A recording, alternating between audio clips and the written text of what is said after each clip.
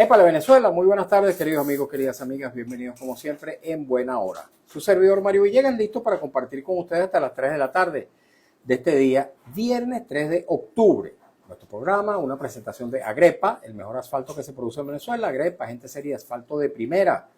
Del servicio geriátrico, el doctor Argenis Portillo, consultas previa cita por el teléfono 0414-309-0806, 0414-309-0806 y de faena el ring no, el gin que te sigue el ritmo.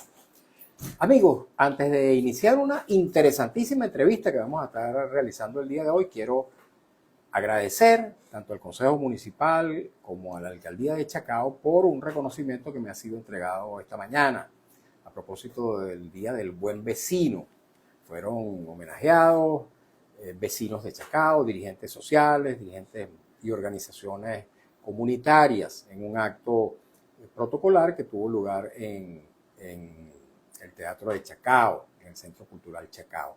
Yo no soy habitante propiamente de Chacao, pero hago vida en Chacao, trabajo en Chacao, hago ejercicio, deporte en Chacao, visito familiarmente a mi familia acá en Chacao, en fin, paso muchas horas en Chacao todos los días y también soy de alguna manera promotor de la calidad de vida de los chacaoenses y procuro con mi esfuerzo comunicacional ayudar a que la gente de Chacao y por extensión los habitantes de la Gran Caracas que tienen también de algún modo vida, tránsito en Chacao, también disfruten de esa calidad de vida que ofrece este municipio. Así que agradecido al alcalde Gustavo Duque, al presidente del Consejo Municipal Máximo Sánchez, al resto de los concejales y una felicitación a todos los chacahuenses. Dice @Fernando Periodista, mi colega periodista Fernando Peñalver, que se encuentra en Chile, si es que todavía no ha regresado a Caracas, dice, debería ser el día de Elías Santana. Y es que efectivamente, Elías Santana fue un gran luchador vecinal. A él honramos su memoria y agradezco a Fernando que ha traído al recuerdo la imagen, el nombre de Elías Santana. Ustedes saben, amigos, lo que es la esclavitud. Vamos a hablar hoy sobre la esclavitud, pero no vamos a hacerlo solamente con visión histórica, que sí vamos a hablar un poco sobre la historia de la esclavitud, qué fue la esclavitud, hasta cuándo duró la esclavitud, especialmente en Venezuela, cuándo fue abolida, cómo se manifestó la esclavitud en nuestra sociedad venezolana. Pero vamos a estar hablando fundamentalmente acerca de la esclavitud en el siglo XXI, en este siglo que estamos viviendo, porque a estas alturas de la humanidad todavía existe esclavitud. ¿Cómo es esa esclavitud? Bueno, de eso precisamente se trata el tema de hoy y voy a darle la bienvenida a una persona que es especialista en este tema, abogada penalista, especialista en Derecho Penal Internacional y en Derecho Procesal Penal, la doctora Karina Arrieta, a quien le doy cordial bienvenida. ¿Cómo está, doctora? Buenas tardes Mario. Primero que nada quiero darte las gracias por permitirme la oportunidad de compartir el día de hoy contigo en tu programa. Siempre he manifestado que estos programas son una ventana importantísima porque están dirigidas al ciudadano común y los mantienes actualizados en todos los temas. Así es. Y este programa no solamente que se transmite a través de la señal abierta de Radio Rumbo 670M, que ya de por sí abarca nacionalmente buena parte de nuestro territorio, sino también a través de las redes sociales de Radio Rumbo y de mi Instagram, @Mario Villegas. Así que amigos y amigas, en algún momento podrán ustedes también participar en esta conversación con la doctora Karina Arrieta. Hablemos en primer lugar, doctora, de la esclavitud. ¿Cuándo apareció y cuándo desapareció formalmente del mapa planetario? Bueno, la esclavitud siempre ha estado presente en la civilización. Tiene su origen en la conquista. Todas aquellas personas que fueron conquistadas eran esclavizadas y eso lo vemos desde el Imperio Romano. También eso se extiende cuando africanos eran esclavizados por parte de blancos ingleses y se extiende a las tribus indígenas que a todos los que capturaban los esclavizaban. Es un negocio sumamente rentable Mano de obra gratuita. Sí. No barata, gratuita. Bueno, barata porque hay que alimentarlo, hay que darle alojamiento. Sí, es así. Entonces, en Europa, portugueses y españoles formaban parte de su economía la esclavitud. Y de hecho, es a través de Cristóbal Colón que propiamente nace la esclavitud, ya que en los primeros viajes de Colón, él capturaba nativos y se los llevaba a los reyes de España. En el segundo viaje hizo lo mismo. Claro, los reyes de España, por un tema moral y por un tema de legalidad, no estaban muy convencidos de eso. Incluso tratan de que Colón espere, que no traigan más esclavos, porque estaban esperando a los consejeros reales su opinión. Sin embargo, Colón era un negocio rentable, y mientras los reyes españoles estaban esperando oros, él llegaba con nativos. ¿Y por qué estaban esperando los reyes de España? ¿Tenían una objeción de tipo moral frente a la esclavitud, religiosa o qué? Sí, era eso. O sea, ellos no estaban muy convencidos, era un tema de moralidad, de legalidad, y por eso esperaban que los consejeros reales le dijeran si era prudente o no continuar con esa práctica o aceptar esa práctica. Entonces Colón en el segundo viaje lleva más de 500 nativos de las Indias occidentales. Los reyes españoles liberan a los esclavos y prohíben la esclavitud en España, pero la institucionalizan en las colonias del Nuevo Mundo. Sí. Entonces, por eso es que hablamos que en el continente americano nace la esclavitud en la América colonial. En el caso de Venezuela, los antecedentes son cuando llegan los primeros negros africanos a la isla de Cubagua, que eran utilizados para la pesca de perlas. Sí. Luego se importan más esclavos para que trabajen en las plantaciones y para la servidumbre. Es allí cuando llega. Por eso es que Cristóbal Colón es el que explota ese medio y hace la comercialización o la trata de esclavos. Y de allí viene la esclavitud en la actualidad, porque si tú cambias la palabra trata de esclavo y cambias la palabra esclavo por persona, trata de persona. Comercio de personas. Se inicia con el comercio de esclavos. En aquella época de la conquista y luego de la colonia, solamente se tenía como esclavos a quienes provenían de África, quienes traían de África, o también se esclavizó a los indígenas. Se llegó a esclavizar se llegó a esclavizar a los indígenas, pero se inicia con esos negros africanos que fueron importados inicialmente. Esos negros africanos llegan a hacer vida aquí. Sí. Y llegan a mezclarse.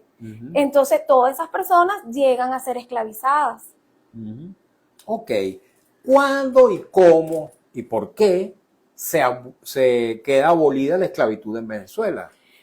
Mira, aunque no lo creas, anteriormente, para que los dueños pudieran comprar un esclavo era sumamente costoso. De hecho, mantenerlos sanos y vivos y en buenas condiciones era más económico, ¿verdad?, que adquirir un nuevo esclavo. Entonces era preferible invertir en alimentarlo, en tenerlo, pero no era algo económico. Por eso es que para los esclavistas era un negocio rentable, es una compañía rentable, porque el vender a esos esclavos era muy oneroso. Aquí se inicia un proceso paulatino para la abolición de la esclavitud desde la época de la independencia, desde 1830, y fue poco a poco, eso se fue dando paso a paso.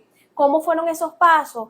Bueno, primero se prohíbe el comercio de esclavos, luego se establece la edad de manumisión a los 21 años, después se establece que liberen 20 esclavos por año, le daban la libertad a aquellos esclavos que se integraran a los ejércitos, tanto republicano como español, para la lucha de la independencia. Pero es hasta el año 1854 cuando el presidente José Tadeo Monagas firma una ley que prohíbe esta práctica. Incluso en esa época el Estado venezolano le paga a los dueños de esclavos por la libertad de los mismos. ¿Ah, sí? Fueron indemnizados. Claro, o sea, tú pagaste por la compra de este sujeto, pues yo te pago un monto determinado para que lo liberes. Entonces allí es donde surge abolir eso. Y a nivel mundial, bueno, abolir la esclavitud valió 3 guerras serviles en Roma, la guerra de secesión en Estados Unidos y aquí en Venezuela el movimiento independentista. Ok. Este es el contexto sobre el cual vamos a montar ahora las consideraciones acerca de la esclavitud o del esclavismo en el siglo XXI, porque nuestra invitada, la doctora Karina Arrieta, ha investigado muchísimo sobre el tema y tiene incluso su trabajo de grado sobre esta materia. ¿Cómo se expresa la esclavitud en este siglo XXI? ¿Cuáles son esas manifestaciones que le hacen afirmar a usted y a los especialistas que ese tipo de relación humana es esclavitud? Bueno, Mario, que haya sido abolida la esclavitud no quiere decir que no exista. Abolirla simplemente es un paso gigante que se dio en ese momento en la humanidad, pero no la eliminó por completo. ¿Ok? Simplemente abolirla lo que significa es que ya no está institucionalizada y que es un acto ilegal. Pero existe en la actualidad de manera ilegal. Por eso es que se hace de forma clandestina y no muchas personas están en el contexto, ni saben que esas acciones constituyen o forman parte de la esclavitud moderna. Entonces, la esclavitud moderna encierra en sí varios delitos. ¿Cuáles son esos delitos que pueden considerarse como esclavitud en el siglo XXI? A ver. Bueno, la trata de personas, la explotación sexual, el trabajo forzoso, el trabajo infantil forzoso y el matrimonio infantil. Eso es considerado esclavitud. Y la esclavitud no es solamente en los países empobrecidos, sino en los países desarrollados, a través de la industria. ¿Cuántas personas en la actualidad hoy día trabajan en condiciones análogas a la esclavitud? Te dice matrimonio infantil y yo recuerdo haber leído un libro sobre Afganistán. Oye, y un señor de no sé cuántos, 60 años, se estaba casando con una niña de 9. Eso es esclavitud en términos académicos. Claro que sí. Y legales. Claro que sí. Lo que pasa es lo siguiente. Normalmente es un tema en otras regiones cultural. La costumbre tiene mucho peso en esas zonas geográficas y es un tema hasta religioso. Entonces, ¿qué pasa también en esos países? Sobre todo en lo que es el Oriente Medio, ¿no? Que es un tema cultural. A veces los padres ya no tienen con qué mantener a sus hijos, entonces sus hijas son sometidas a casarse con hombres, ¿verdad? De un nivel determinado, que normalmente tienen mayor poder económico o político. Normalmente esos hombres suelen ser hombres mayores y la familia tiene un respiro. Prácticamente venden a la hija. Prácticamente, o por lo menos o por lo menos te quitas esa carga de encima. Tal vez no se benefician ellos como familia, pero sacan a un integrante de esa familia y es una carga menos. Esa es la triste realidad. Entonces, ¿qué pasa con eso? Bueno, primero, que como seres humanos vamos quemando etapas. Todas nuestras etapas son importantes. Entonces, una niña de 9 años, ni siquiera su cuerpo y su organismo está para tener una actividad sexual. O sea, ni siquiera está desarrollada completamente para poder tener un hijo. Y a veces pasa, pero eso es un daño que se le hace a esa persona, incluso no solo desde el punto de vista físico, sino desde el punto de vista psicológico y mental. Y eso también te mete en un círculo, ¿verdad? Porque eso es un caldo de cultivo. O sea, esas niñas pasan a ser, a servir a ese marido mayor. ¿Ok? No es una relación de amor. Es que yo estoy aquí para servirte, ¿no? Entonces es el caldo de cultivo propicio para entonces someter a esas posibles mujeres a un maltrato físico, verbal e incluso sexual. Sí. La dejas en total indefensión. Sí. Yo recuerdo que hace algunos años, acá mismo en Radio Rumbo, tuve ocasión de entrevistar a una persona acerca de un procedimiento que se estaba aplicando acá en Venezuela, seguramente en otros países también, de presuntas academias de modelaje que de alguna manera captan chicas que quieren ser modelos internacionales, quieren formarse en el modelaje, y entonces le tramitan el pasaporte, un pasaje a algún otro país, y finalmente allá terminan siendo explotadas sexualmente. Esto también es parte de la esclavitud Claro, moderna. claro que sí, porque eso forma parte de la trata de personas y de la explotación sexual. Acuérdate que la víctima, los esclavistas, estudian a las posibles víctimas. Ajá. Y la pobreza y la miseria son el caldo de cultivo para esto. O sea, la miseria alimenta la esclavitud, la pobreza extrema alimenta la esclavitud. Entonces, ¿a qué juega el esclavista? El esclavista juega a aprovecharse de las personas vulnerables, a aprovecharse de las necesidades de las personas para obtener un beneficio propio. Entonces, esas personas son engañadas, por eso es que hay que alertar a la comunidad y hay que mantener informada a la comunidad, hay que estar alertos. Porque a veces te hacen propuesta, la trata de personas así, o sea, bajo engaño, bajo coacción, te aprovechas de la necesidad de una persona que incluso te sale hasta gratis porque logras que esa persona obtenga los recursos para poder salir del país de origen, para llegar a otro país donde supuestamente te están haciendo unos ofrecimientos maravillosos y vas a tener un futuro mejor. Y resulta que llega, entonces vienen los problemas, no es lo que tú esperabas, no es lo que tú pensabas, te ponen como víctima para explotación sexual, para trabajo forzoso y hacen cosas, hacen cosas muy serias para llevarte a eso. O sea, te quitan los papeles, el proxeneta te quita más del 60% de lo que produces, nada más te deja para que pagues tus servicios básicos y transporte. Adicional a eso, te amenazan con denunciarte inmigración. O sea, hay una coacción. El trabajo infantil también, ¿en qué manifestaciones el trabajo infantil es también considerado esclavitud? Entiendo que en Venezuela, si mal no recuerdo, a partir de los 14 años se puede autorizar el trabajo de un menor. Pero ¿en qué condiciones se puede considerar que un niño, un menor, es esclavo de un patrono? Bueno, a nivel mundial, los niños constituyen el 26% de la población esclavizada. ¿Cuánto? El 26%. Más de la cuarta parte, un poquito más. Un poquito más de la cuarta parte. El 26% lo constituyen niños a nivel mundial. Y eso que es un problema tener las estadísticas, o por lo menos aquí en Venezuela, llevar un control estadístico es muy difícil. Hay algunas universidades que lo llevan, como la Universidad Católica Andrés Bello e incluso la Universidad Central de Venezuela, pero llevar aquí estadísticas es muy difícil.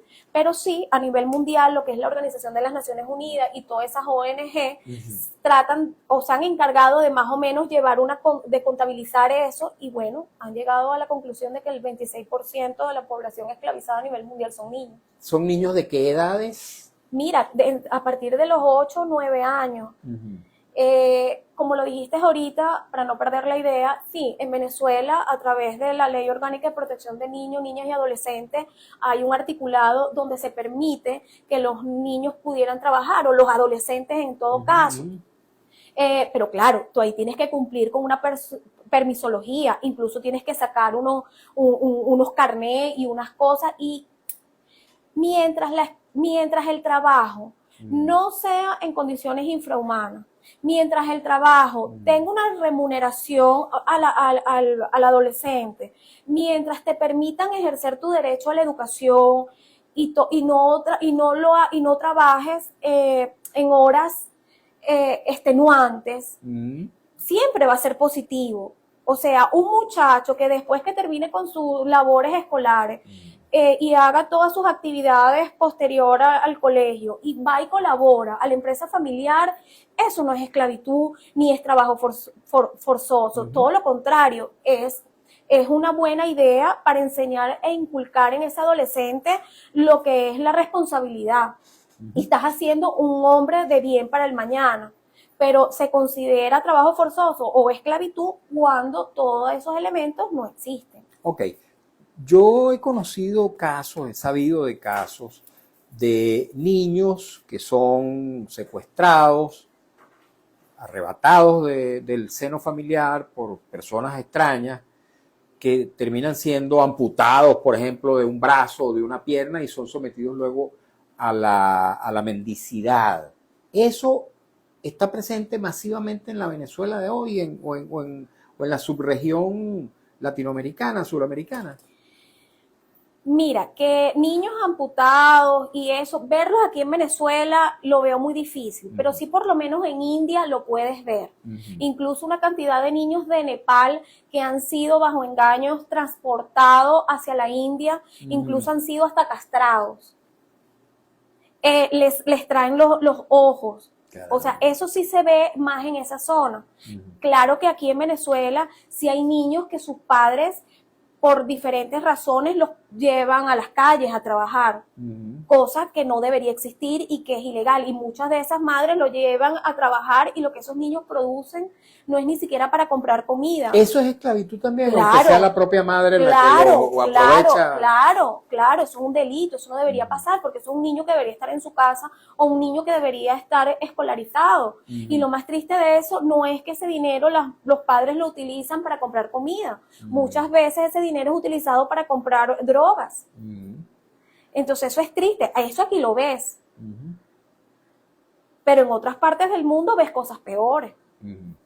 Ok, vamos a invitar a nuestra audiencia a que participe a través de los teléfonos de Radio Rumbo 670M, 012-285-2735 y 012-284-0494. Si usted quiere participar, hacer alguna pregunta, algún comentario, alguna inquietud sobre este tema, bienvenido será. Dice Pablo Paredes 2501, saludos Mario, excelente fin de semana, le deseo lo mismo para usted. Saludos desde esta ardiente primavera austral, dice Fernando Peñalver, nuestro amigo, colega periodista. Me dice, estoy leyendo el libro El infierno de Carmen Mola, que trata de ese tema, pero en la Cuba del siglo XIX. ¿Conoce usted ese libro y esa autora? No lo conozco. Bueno, vale la pena que lo investigue. Claro que sí. Dice nuestro colega Fernando que el libro trata sobre precisamente esta materia. Dice Simón Briceño 2018, qué éxito, Karina. Caramba. Dice Méndez Reinaldo 761, totalmente de acuerdo con la invitada.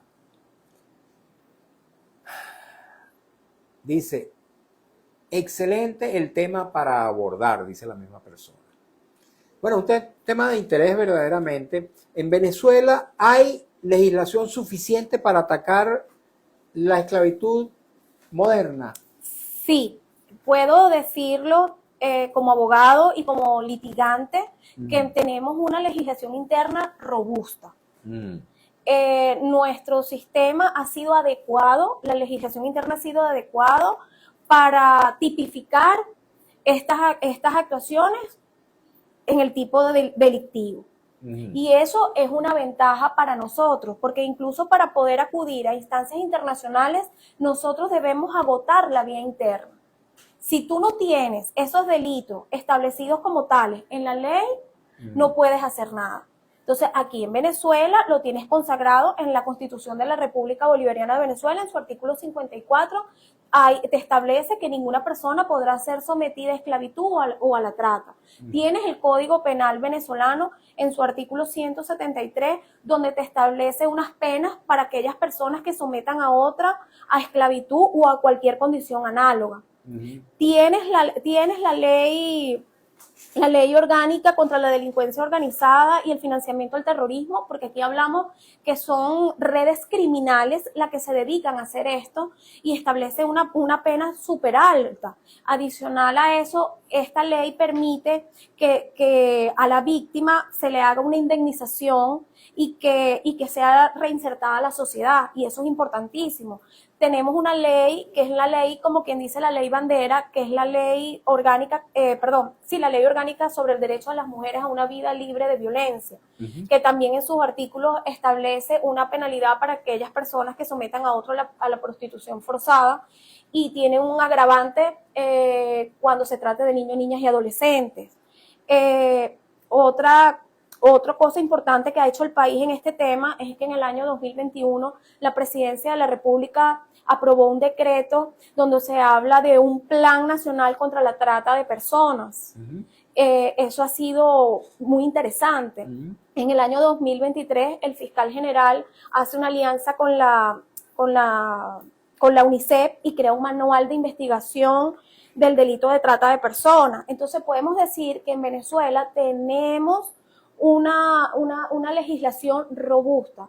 Incluso, no solo las leyes, también contamos con que entes e instituciones del Estado han sido adecuadas para manejar este tipo de delito. Nosotros contamos con el Ministerio Público, con la Defensoría del Pueblo, con los cuerpos policiales y con el Poder Judicial. El Ministerio Público a través de sus fiscalías. Nosotros contamos con fiscalías de violencia de género, que es donde más o menos se ventilan este tipo de casos. ¿Son más sometidas a esclavitud las mujeres que los hombres? Sí, mira, lo que se considera grupo vulnerable para ser víctimas de este delito son normalmente mujeres, niños, niñas y adolescentes. No es que un hombre no pudiese ser víctima, probablemente, pero es más difícil. ¿Por qué? Porque acuérdate que los esclavistas juegan con la necesidad de las personas y buscan y se aprovechan de la vulnerabilidad de las personas. Y tú engañas a esa persona, tú coaccionas a esa persona. Por eso es que es más fácil una mujer, un niño, una niña que un hombre. Bueno, a veces no tanto, pero tenemos que hacer una pausa en esta conversación con la doctora Karina Arrieta, porque vamos a escuchar un avance del noticiero en la voz de Alex Márquez, cumplir compromiso publicitario de la estación, y al regreso, queridos amigos, continuamos conversando sobre este tema, la esclavitud en el siglo XXI. Pausa y enseguida estamos de vuelta y leeremos mensajes, comentarios, preguntas de nuestra audiencia y escucharemos también las intervenciones de nuestros oyentes a través de la señal abierta de Radio Rumbo. Ya venimos.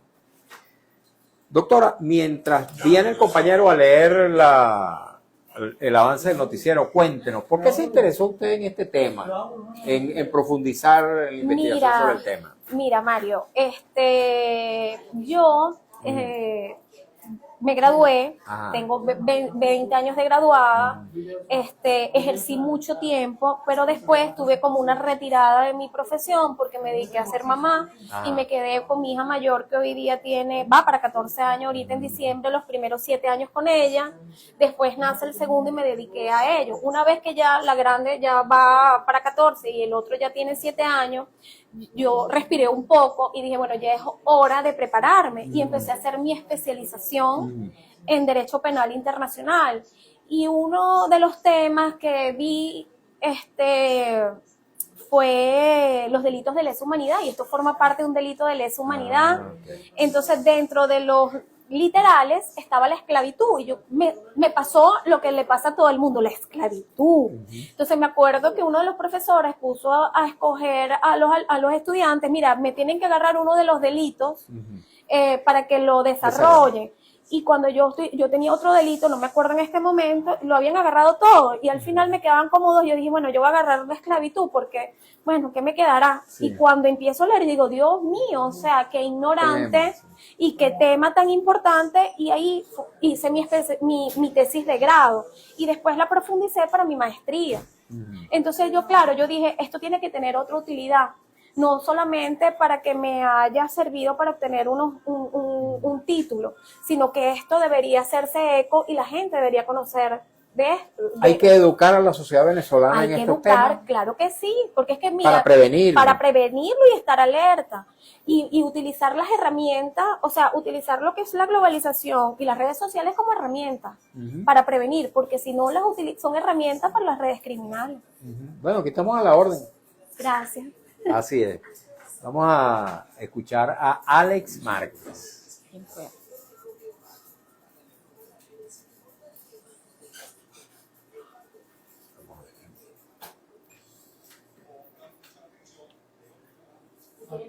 aviso para buscarle agua? Sí, por favor. Porque hace bastante calor. Ale, no hay luz en Plaza Venezuela ni Solvental, ¿oíste? ¿A dónde? Plaza Venezuela es una estación. Me mandaron los dos videos ahorita. Sí. Eso no es normal. Eso está dentro de la normalidad gloriosa que estamos viviendo. O sea, ¿o no? Eso no. Gracias. Mario, nos presta la moto. ¿Verdad, Mario? ¿Qué? ¿Nos presta la moto tuya para irnos para la casita Yo no ahora? tengo moto. No carro.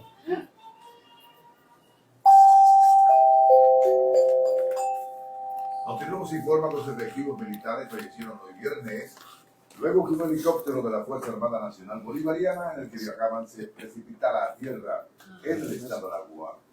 Noctirrumbo se informa. Estados Unidos hundió hoy viernes otra lancha en aguas del Mar Caribe, matando a 4 personas a bordo, a las que acusa de ser narcotraficantes. 4 meses sin cobrar tienen los trabajadores de la Corporativa de Mantenimiento Venesur.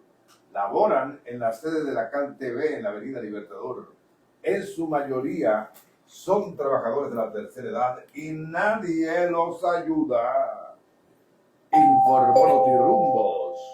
2:29 minutos, hora Rumbos, la emisora de Venezuela. Pobrecito, y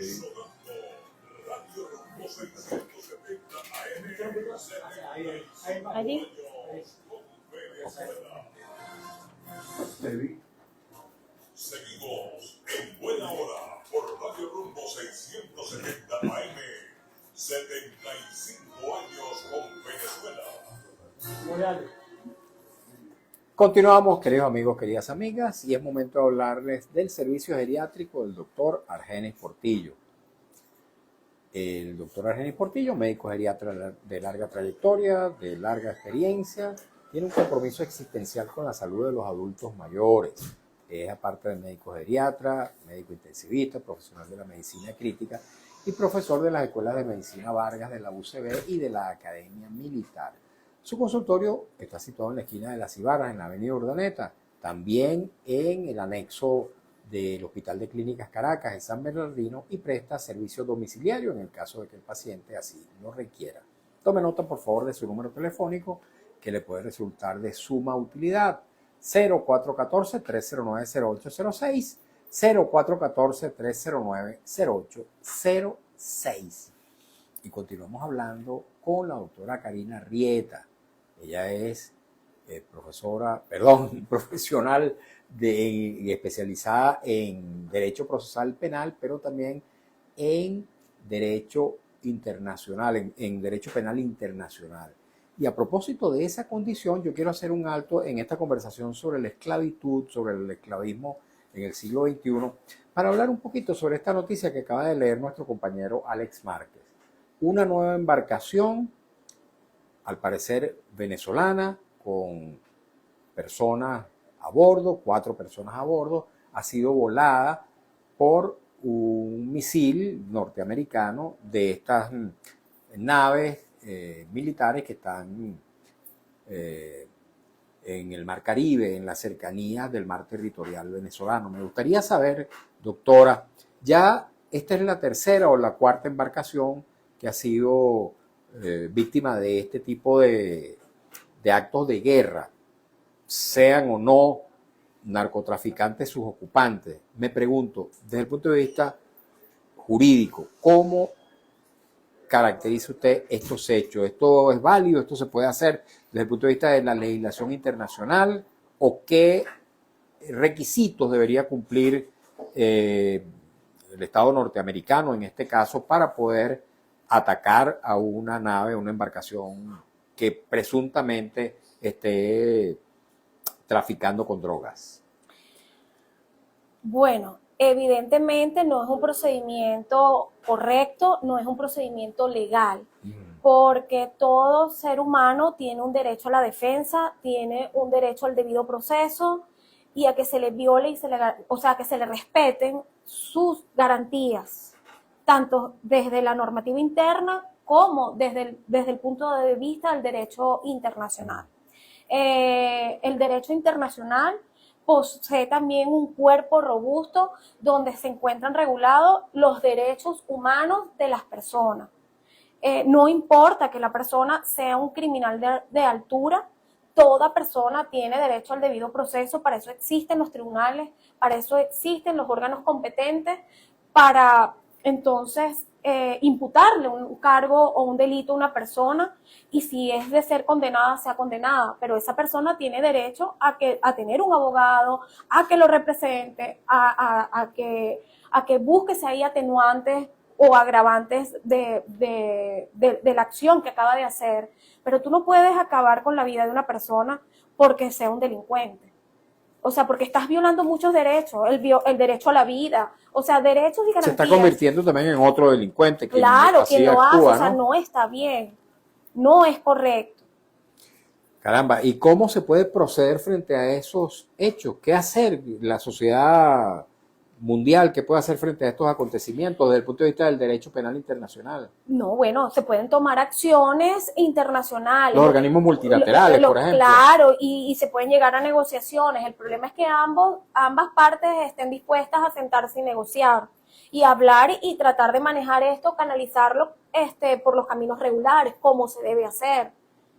Y para eso se encuentra la ONU, o sea, hay departamentos encargados para esto directamente. Los familiares de las víctimas, por ejemplo, ¿qué le recomendaría usted a ellos? Las víctimas, o sea, los familiares pudieran acudir, pudiesen denunciar esta atrocidad. Y bueno, en el caso de Venezuela tendrían que acudir directamente o agotar la vía nacional para poder después ir a instancias internacionales, pero lo pueden hacer. Okay. Hay una violación de derechos y garantías a esos ciudadanos.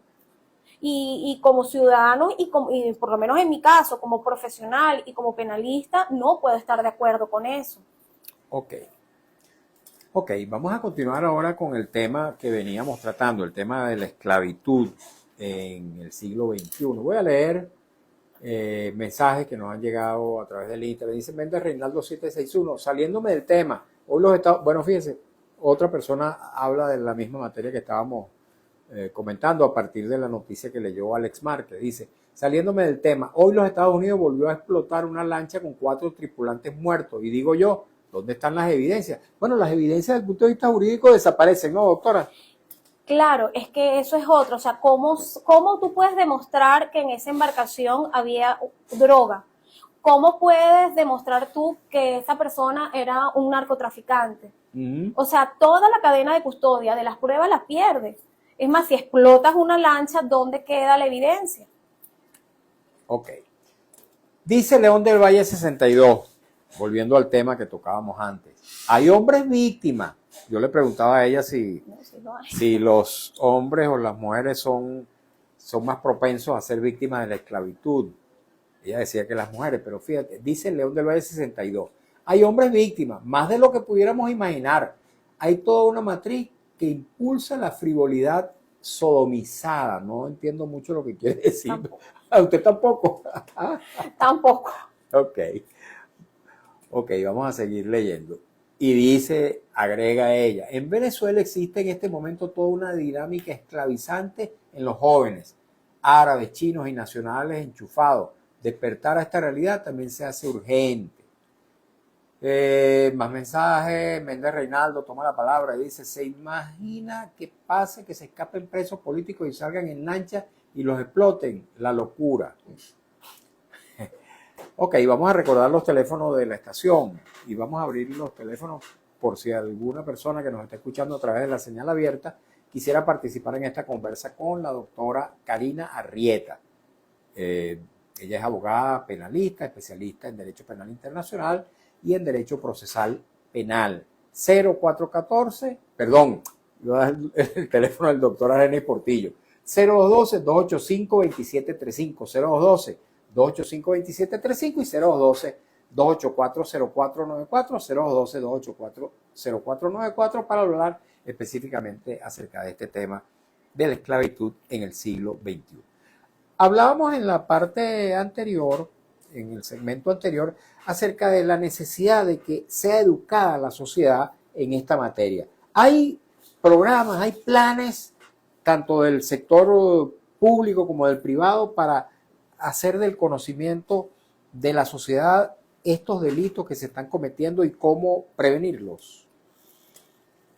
Mira, hay un trabajo maravilloso que hacen las universidades, como la Universidad Católica Andrés Bello, a través de como un centro de propuesta, una propuesta impulsada por estudiantes que se ha encargado de investigar y de hacer trabajos para dejar esto plasmado. En el caso sobre todo de la frontera y de las zonas indígenas, la Universidad Central de Venezuela también tiene algunos estudios que nos permiten guiarnos.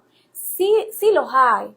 Y por lo menos el trabajo que hace la Organización de las Naciones Unidas es importantísimo, porque es el principal propulsor de la creación de leyes donde se establezcan este tipo de acciones como delito. Hacen campañas, incluso tienen un apartado donde ofrecen como una ayuda monetaria a las posibles víctimas. Sí hay un trabajo que se hace en los colegios, en las universidades normalmente se dictan charlas, pero claro que es una tarea del Estado de informar y educar a la población, de que la población esté alerta y no sea víctima de este tipo de este flagelo. ¿Cuál es el organismo que tiene, digamos, la mayor competencia en este ramo? Mira, en este ramo la fiscalía. Evidentemente el Ministerio Público, que tiene fiscalías especializadas para manejar esto. O sea, si tú estás siendo víctima de esto o tú tienes el conocimiento de que alguien está siendo víctima de este flagelo, tú tienes que acudir a tu fiscalía. Ese es el lugar propicio. También cuentas con los cuerpos policiales, el 6CPC, la Policía Nacional Bolivariana. Allí es tu primera instancia que a donde deberías acudir. Ok, creo que tenemos también algunas preguntas que nos llegan a través de las redes sociales de Radio Rumbos. Nuestra amiga Belice nos está enviando a través de mi otro teléfono esas preguntas. Ok, ya me la van a pasar para continuar conversando con la doctora Karina Arrieta a propósito de este tema tan interesante que hemos estado tocando hoy, la esclavitud en el siglo XXI. Pueden formular sus preguntas también a través de mi Instagram, @MarioVillegas100, para someterla a la consideración de la doctora Karina Arrieta. Entre tanto, doctora, ¿qué recomendaciones? Aquí ya me llegaron, acá está. Rápidamente. Dice @Ana Teresa Marrero, ¿por qué son tan lentos los procesos penales? Hay muchos inocentes y en espera de 3 a 4 años. Eso no entra cuando se procesa y esos años se pierden. Dice Ana Teresa Marrero, eso es muy triste para los familiares. ¿Qué le responde usted? No tiene necesariamente que ver con el tema, pero sí con el derecho penal. El derecho penal es evidentemente sí hay un retraso, o sea, no es expedito, pero como todos los procedimientos legales. Un caso te puede llevar 1 año, 2 años, 3 años, eso depende. ¿Los juicios orales no han acelerado? Sí se acelera, por eso te digo, el procedimiento penal es uno de los más expeditos, pero que sea expedito no quiere decir que va a ser inmediato, que se va a tardar 6 meses. Recuerda que hay unos tiempos de investigación que tiene la Fiscalía, hay unos tiempos unos tiempos para decidir que tienen los tribunales, hay audiencias que suelen ser diferidas, y evidentemente sí, lo que dice la señora, un caso te puede llevar 6 meses, 1 año, como te puede llevar 3 años o 4 años. Yo conozco el caso de un dirigente sindical que estuvo preso durante 10 años, acusado de un asesinato, y finalmente la fiscalía lo absolvió porque demostraron que él no era el asesino. Sí, eso ha pasado y puede pasar, preso, y bueno, y es un daño porque ¿quién le regresa a esa persona a sus 10 años? Así es. O sea, le ocasionaste un problema. Incluso hay personas en otros países que han sido víctimas de este tipo de problemas y han demandado al Estado. Han demandado al Estado por el daño que le ocasionaron. En el caso venezolano, ¿procede un juicio por daños morales al Estado? Podrían intentarlo. ¿Usted no tiene idea de que ya alguien lo haya intentado? No conozco si alguien lo ha intentado. Pero hoy en día pero podría hacerse, o sea, hay querellarse con el el Estado Estado no es muy fácil. no es muy fácil, en pero Venezuela, sí lo hacen. O sea, hay personas, sobre todo cuando te vas por la parte administrativa, cuando tienes algún problema con alguna providencia del CNIA, o sea, tú te vas por ese tipo de tribunales y es al Estado. Ujú. Esta materia sobre la esclavitud, el esclavismo del siglo XXI, ¿se estudia solamente en las aulas del derecho o también hay otras ramas de la disciplina o de las disciplinas universitarias que estudian este tema? Desde el punto de vista sociológico, en Mira, fin. normalmente se estudia en esta área legal, Ujú. en el área que estudian en la parte psicológica, o Ujú. sea, depende de la especialización que tú escojas. Sí, Porque más que todo se ve o se profundiza, no es a nivel de pregrado, sino a nivel de posgrado, de especialización. sí. Entonces puedes verlo en las áreas legales, en las áreas criminológicas, en las áreas psicológicas. Ok, dice una persona, Simón Briceño 2018, dice, eso ha pasado en los Estados Unidos, pero no sé exactamente a qué se refiere. Eso ha pasado en Estados Unidos. No sé si se refiere a algún comentario que hayamos hecho antes. Me imagino que es a lo que estábamos comentando de que algunas personas han denunciado al Estado Ujú. porque han sido condenados injustamente y una vez que logran demostrar su inocencia han denunciado al Estado e incluso han ganado. Ok. Aquí hay personas que a veces piensan que el Estado se podría demandar, por ejemplo, cuando una alcantarilla que no está termina causando, qué sé yo, el daño a un vehículo, que al parecer en otros países termina siendo indemnizado por el Estado, por las alcaldías, en fin, ese tipo de cosas acá en Venezuela como que no, No tenemos cultura de eso, ni cultura ni disposición del Estado a asumir esas asumir esa responsabilidades. responsabilidad. Ok, ¿qué le aconseja a usted, por ejemplo, en el caso de la esclavitud de los niños, que es un tema muy sensible, todos son muy sensibles, pero particularmente en el caso de los niños, ¿qué le aconseja usted a las madres, a los padres, a los familiares, a los responsables de los niños para evitar que puedan ser víctimas de este delito tan atroz? Bueno, primero que nada, lo que yo puedo recomendar incluso como madre es que traer un niño al mundo no es un juego.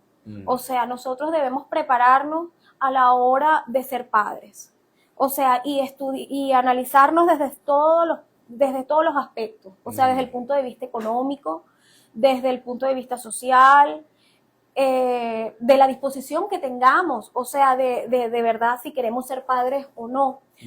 Es una decisión que debe ser tomada con responsabilidad y compromiso.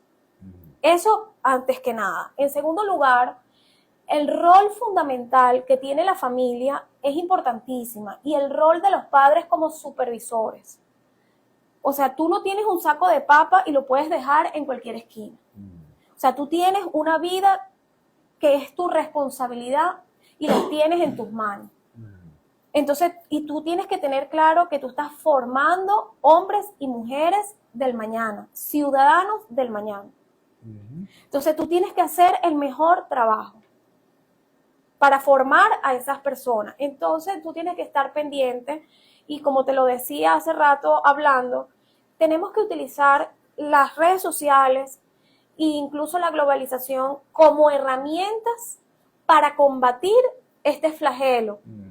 Y no descuidarlo, porque si no, son las redes delictivas las que utilizan las redes sociales y la globalización como herramientas de captación y reclutamiento y una posible extracción de la víctima del seno familiar. Así es. Mire, de todo lo que hemos hablado, ¿qué vertiente le gustaría a usted profundizar o algún tema que no hayamos tocado que tenga que ver con esto de la esclavitud en el siglo XXI?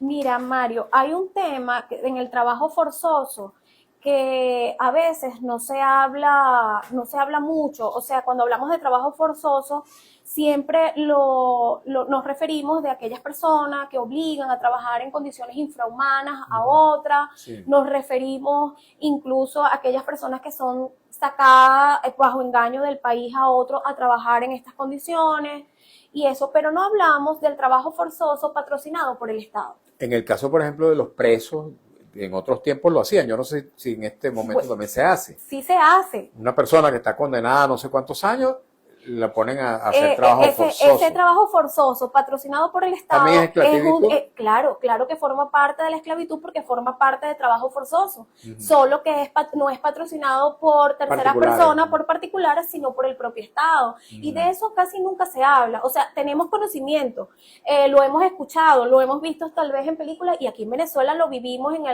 algún momento. Pero en este momento no se practica, que usted sepa. Sí, en estos momentos se practica, ya te voy a explicar.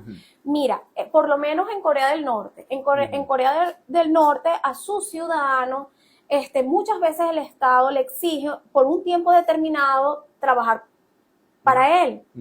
E incluso al ejército de Corea le exigen muchas veces trabajar en la parte de construcción que no tiene nada que ver con la defensa de la nación e incluso lo hacen construir vivienda para la élite.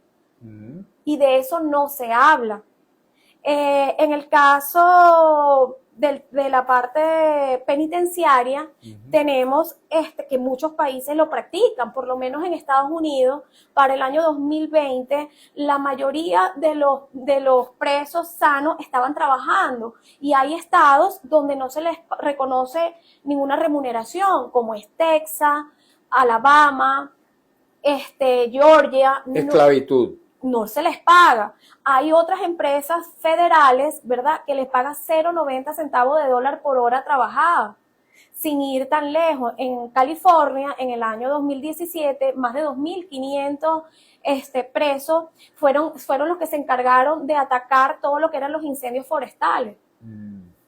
Y lo que se le pagaba era $1 por hora, $1 por hora. O sea, el Estado se ahorró más de 100 millones de dólares al año al hacer esto. Y lo otro es que aquellos presos que se nieguen a cumplir con este trabajo muchas veces son confinados en solitario indefinidamente, le prohíben las visitas familiares. Y esto no solo pasa en Estados Unidos, también lo vemos en China. China tiene un sistema de prisiones donde los presos hacen trabajo no remunerado. También esto lo vemos en el Reino Unido. El Reino Unido tiene 3 maneras de trabajo penitenciario. El primer trabajo son aquellos presos que se encargan de lo que es la limpieza y el mantenimiento de las cárceles y de la cocina. Tenemos que trabajan para empresas externas con el embalado de cajas y guardando clavos. Tenemos a otros que trabajan en empresas especializadas donde lo que ganan son 10 libras esterlinas semanales por 40 horas de trabajo. En el caso venezolano, nos quedan todavía unos 2 o 3 minutos. En el caso venezolano, por ejemplo, las personas que están en la milicia, no en la milicia, en el ejército, en la Fuerza Armada convencional, ¿qué tipo de trabajo ellos pueden hacer y cuál pudiera considerarse esclavitud en el caso de que se les imponga? Mira, es que la esclavitud, o sea, para que alguien pueda considerarse esclavo, tiene que haber control y propiedad. ¿Ok? O sea, cuando tú estás haciendo algo contra tu voluntad y cuando tú estás haciendo una acción en detrimento tuyo, pero en beneficio de otro. Entonces, en el caso venezolano, nosotros vivimos el caso, por lo menos, de los presos cuando Juan Vicente Gómez, quienes construyeron nuestra carretera, sí. la carretera grillos con grillos, o sea, porque era una forma de castigo. Entonces, ¿quiénes construyeron la carretera del Vigía o la carretera Maracay o Cumare de la Costa? Fueron presos. Sí. Entonces, eso se vivió aquí. En el caso de lo que me preguntaste de los militares, mira, cuando ese trabajo que realizan los militares no tiene que ver con la defensa de la nación, eso no está bien. Cuando esas personas son obligadas a hacer un determinado trabajo y que no obtengan una remuneración o una remuneración miserable, eso es explotación. Que no lo digamos es otra cosa, pero eso no está bien. Doctora, muchísimas gracias. Un placer. Un mensaje final para nuestra audiencia. Mira, yo pienso que es necesario educar a la población que la población esté alerta, que la población esté atenta, empoderar a nuestras mujeres, que nuestras mujeres tengan los mismos derechos y oportunidades que todos. Tiene que haber políticas públicas dirigidas a combatir lo que ocasiona la esclavitud, que es la miseria y la pobreza. Ese es mi mensaje. Bien, muchísimas gracias a la doctora Karina Arrieta. Ella es abogada, especialista en Derecho Penal Internacional y en Derecho Procesal Penal. El tema que estuvimos tratando, la esclavitud en el siglo XXI. Volveremos a consultarla sobre estos temas, doctora, en otra ocasión. Muchas gracias a ustedes también, amigos, por habernos acompañado en esta nueva edición de nuestro programa En Buena Hora. Hemos trabajado para ustedes. Bueno, un comentario final. Dice Santiago Pérez 1971. Mario, ¿cómo está? Excelente programa. Como siempre, le pregunto a la invitada qué pasará con el joven que asesinó a Kirk en Estados Unidos. Su comentario al respecto. Gracias. Lo acaban de condenar. Ajá. Dice Fero Ojeda 302. Eso no te lo van a responder. Ven, no lo va a responder porque no tenemos tiempo. Amigos, muchas gracias. Hemos trabajado para ustedes con mucho cariño, como siempre, desde la dirección de Radio Rumbos, Elsa Siciliano, en la jefatura de prensa, Luis Alberto Albornoz. En los controles, Luis López, la lectura de las informaciones, Alex Márquez. En las redes sociales de Radio Rumbo, nuestra compañera Belice. Ahora se me olvidó el apellido. Parra, siempre se me olvida. Si no es el nombre, el apellido. En este caso, menos mal, ella me lo recuerda, Belice Parra.